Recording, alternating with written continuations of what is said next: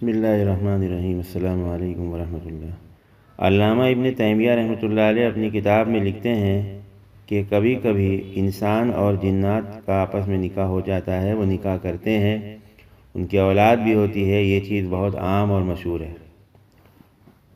معلوم ہوا کہ انسان جنات کا آپس میں شادی کرنا ممکن ہے۔ دارمی رحمۃ اللہ علیہ اپنی کتاب اتباع سنن آثار میں ایک قبیلے کے ایک شخص کا واقعہ بتاتے ہیں۔ وہ قبیلے کا وہ شخص کہتا ہے کہ ایک جن ہماری بیٹی پر عاشق ہو گیا اور ہمارے پاس اس کی شادی کا پیغام بھیجا۔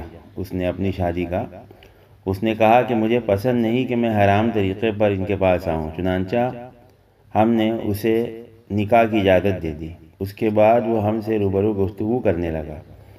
ہم نے پوچھا کہ تم لوگ کیا چیز ہو؟ اس نے کہا ہم تم جیسی مخلوق ہیں، تمہاری طرح ہم میں بھی قبیلے ہیں، برادریاں ہیں، خاندان ہیں۔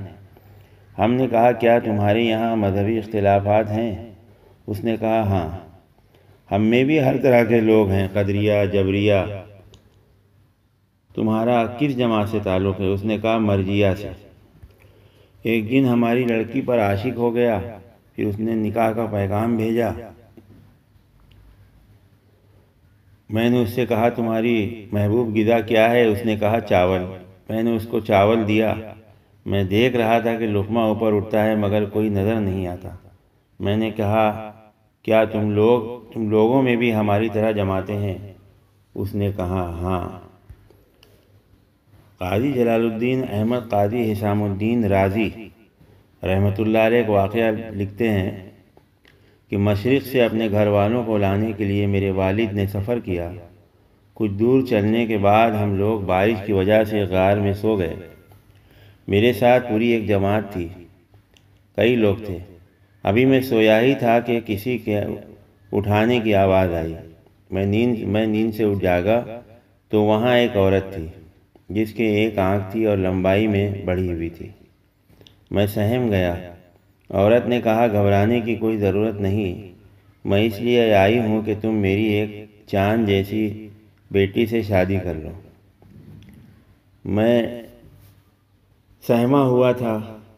میں نے کہا اللہ تعالیٰ کے اختیار پر ہے۔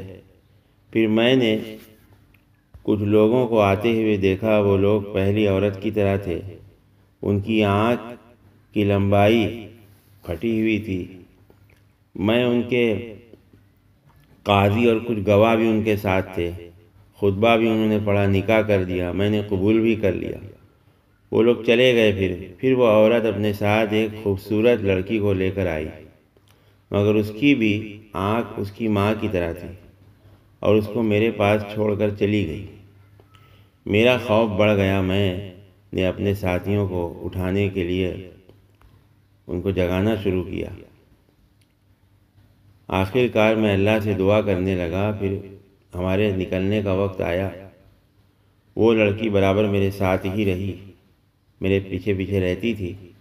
3 دن گزر گئے۔ چوتھے دن وہ عورت آئی، مجھ سے کہنے لگی تمہیں یہ لڑکی پسند نہیں؟ شاید تم اسے چھوڑنا چاہتے ہو۔ میں نے کہا ہاں، بخدا یہی بات ہے۔ اس نے کہا اسے طلاق دے دو۔ میں نے طلاق دے دی۔ پھر وہ چلی گئی۔ پھر اس کے بعد میں نے اس کو کبھی نہیں دیکھا۔